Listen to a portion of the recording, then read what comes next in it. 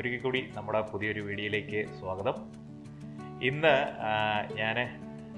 വളരെ ഔചാരികമായിട്ട് എൻ്റെ പഴയ കുറച്ച് ഹാർഡ് ഡിസ്കും ഇതുമൊക്കെ ഉണ്ടായിരുന്നു. അപ്പം ഞാനിങ്ങനെ സിസ്റ്റത്തിൽ ഇങ്ങനെ സെർച്ച് ചെയ്തുകൊണ്ടിരിക്കുകയായിരുന്നു. അപ്പം ഞാൻ ആദ്യമായിട്ട് ഒരു ഷൂട്ട് ചെയ്ത് ഞാനൊരു മാഗസിന് വേണ്ടിയിട്ടാണ് ഒരു സെലിബ്രിറ്റീനെ ആദ്യമായിട്ട് ഞാൻ ഷൂട്ട് ചെയ്യുന്നത്. അപ്പോൾ ആ ഫോട്ടോ എനിക്ക് കിട്ടുകയുണ്ടായി. അപ്പോൾ അത് നിങ്ങളുമായിട്ടൊന്ന് ഷെയർ ചെയ്യണമെന്ന് കരുതി. സ്മാർട്ട് ഫാമിലി എന്ന് പറഞ്ഞ് എറണാകുളത്ത് നിന്ന് വരുന്ന ഒരു മാഗസിനായിരുന്നു. അപ്പം അതിൻ്റെ ക്രിസ്മസിൻ്റെ സ്പെഷ്യൽ പേജ് അതിന് വേണ്ടിയിട്ട് ലെനേനെയാണ് ഞാൻ ആദ്യമായിട്ട് ഷൂട്ട് ചെയ്തത്. ഇതാണ് ആ ചിത്രം. അപ്പം സ്മാർട്ട് ഫാമിലിയിൽ എൻ്റെ ഒരു സുഹൃത്ത് വർക്ക് ചെയ്യുന്നുണ്ടായിരുന്നു. അപ്പോൾ അദ്ദേഹം വഴിയാണ് ഞാൻ ആദ്യമായിട്ടൊരു സെലിബ്രിറ്റീനെ ഷൂട്ട് ചെയ്യുന്നത്.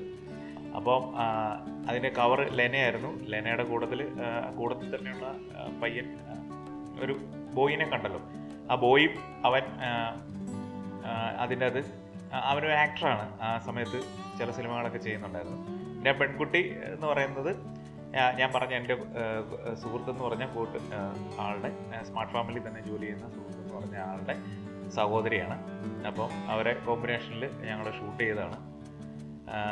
ഒരു ഗിഫ്റ്റ് കൈ കൊടുത്ത് അങ്ങനെ ഒരു ക്രിസ്മസ് മൂഡൊക്കെ കിട്ടാൻ വേണ്ടിയിട്ടാണ് തലയിൽ ക്യാപ്പും ഒക്കെ വെച്ചിട്ട് ഞങ്ങൾ. അപ്പം ഞാനിപ്പോൾ അങ്ങനെ എൻ്റെ പഴയ ഹാർഡ് ഡിസ്കൊക്കെ ഇങ്ങനെ എടുത്ത് നോക്കുമായിരുന്നു. അപ്പം ഞാൻ വേറൊരു ആവശ്യത്തിന് വേണ്ടിയിട്ട് എൻ്റെ ഒരു ചിത്രത്തിന് വേണ്ടിയിട്ട് ഞാൻ നോക്കിയപ്പോഴത്തേക്കും ഞാൻ എൻ്റെ ലൈഫിൽ ആദ്യമായിട്ട് എടുക്കുന്ന സെലിബ്രിറ്റി ഫോട്ടോ. ഇത് ഒരുപാട് വർഷം പഴക്കമുണ്ട്. ഇത് 2011 ഡിസംബറിൽ ഞാൻ എടുത്തൊരു ചിത്രമാണ്. അതിൻ്റെ കൂട്ടത്തിൽ തന്നെ ലെനയുടെ ഒരു ഫീച്ചറും കൂടെ ഉണ്ടായിരുന്നു. ആ ഫീച്ചറിന് വേണ്ടിയിട്ടുള്ള ചിത്രം എടുത്തു. ആ ചിത്രം ഇതാണ്. നമ്മൾ പറഞ്ഞ പോലെയുള്ള ഫോട്ടോസുകളൊക്കെ എടുക്കാൻ വേണ്ടിയിട്ട് ലെന വില്ലിങ് ആയിരുന്നു. നല്ല ഫോട്ടോസുകളൊക്കെ ഞങ്ങൾ എടുക്കുകയും ചെയ്തു. ഇപ്പോഴത്തെ കവർ പോലത്തെ ഇതല്ലായിരുന്നു അന്നത്തെ ഒരു പാറ്റേൺ.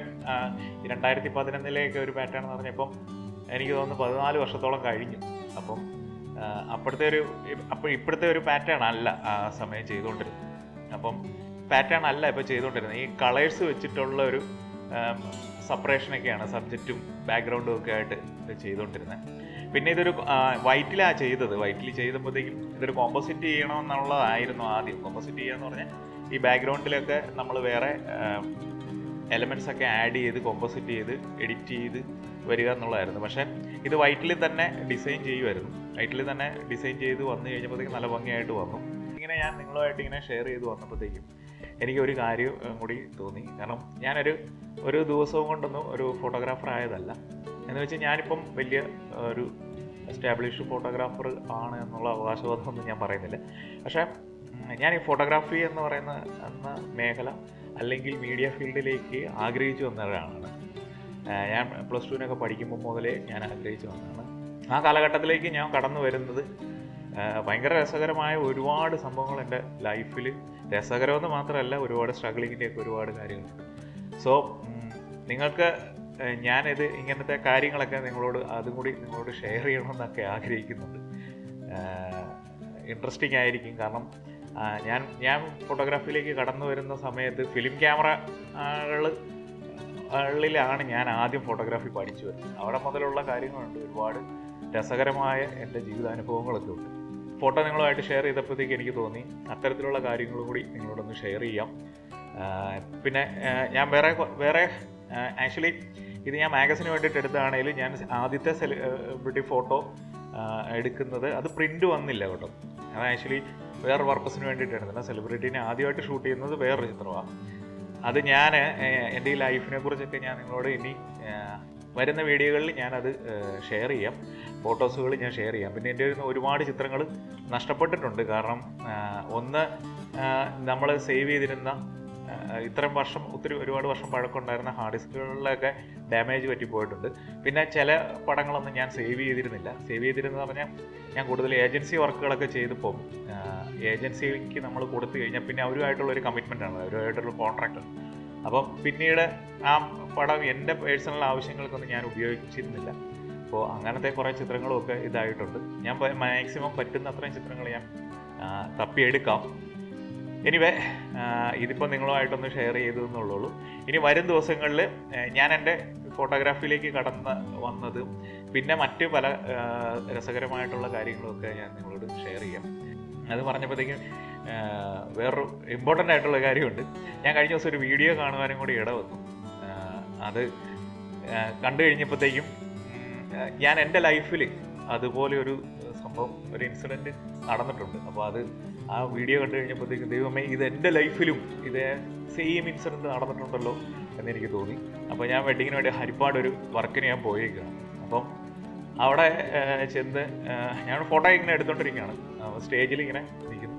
അപ്പോൾ തൊട്ടടുത്തൊരു ആൻറ്റി നിൽപ്പുണ്ട്. ആൻറ്റി ഉടനെ മകനോട് പറയുകയാണ്, മോനെ നീ നന്നായിട്ട് പഠിച്ചു, അല്ലെങ്കിൽ ഈ ചേട്ടനെ പോലെ ഫോട്ടോ എടുത്ത് നടക്കേണ്ടി വരുമെന്ന് പറഞ്ഞു. സോ ആ സമയത്ത് ഞാൻ എൻ്റെ ഡിഗ്രി ഫൈനൽ ഇയറാണ്. അപ്പോഴാണ്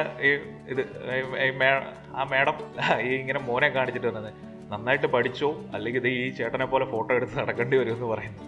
സോ അതൊരു ഭയങ്കര ഒരു എന്താ പറയുക, ആ സമയത്ത് കേട്ടപ്പോഴത്തേക്കും എനിക്ക് ഏതാണ്ട് പോലെ തോന്നി. പക്ഷേ എന്താണെന്ന് വെച്ച് കഴിഞ്ഞാൽ നമുക്ക് കുറ്റം പറയാൻ പറ്റില്ല.